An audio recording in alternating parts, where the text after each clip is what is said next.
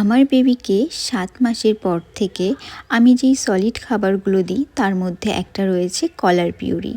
এই কলার পিউরিটা করার জন্য আমি 2টো কলা নিয়েছি এবং একটা খেজুর নিয়েছি। কলাটা টুকরো টুকরো করে কেটে মিক্সার গ্রাইন্ডারে দিয়ে দিয়েছি এবং খেজুরের খোসাটা খুব ভালোভাবে ছাড়িয়ে নিয়ে তারপর খেজুরের যে বীজটা রয়েছে সেটা আলাদা করে নিয়েছি। নেওয়ার পর খেজুরটা একটু নরম করার জন্য আমি গরম জলে কিছুক্ষণ খেজুরটা ভিজিয়ে রেখে দিয়েছিলাম। তো খেজুরটা যখন নরম হয়ে গেছে তারপর আমি ওই মিক্সার গ্রাইন্ডারের মধ্যে একসাথে দুটোকে দিয়ে একটা হালকা পেস্ট করে নিয়েছি। এটা আমার বাচ্চার খাওয়ার জন্য একদম পারফেক্ট। কলার পিউরি।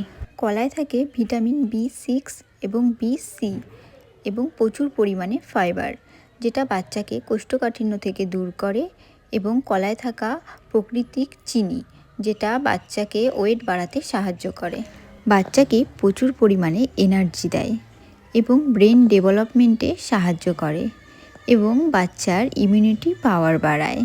কলা একটি পুষ্টিকর খাবার এবং সুস্বাদু হওয়ার জন্য আমার বাচ্চা তো এটা আনন্দ করে খায়। জানো তো, এবার থেকে ভাবছি আমার বাচ্চার এই সলিড খাবার বানানোর রেসিপি তোমাদের সাথে একটু একটু করে আমি শেয়ার করব। এর ফলে ওর ছোটোবেলার এই সুন্দর রঙিন দিনগুলো ফেসবুকের পাতায় স্মৃতি হয়ে থেকে যাবে ভিডিওর মাধ্যমে। আজকের ভিডিওটা এই পর্যন্তই। আবার নেক্সট দিন নতুন কোনো বাচ্চাদের খাবার রেসিপি নিয়ে আসবো। তাহলে চলো সবাইকে টাটা।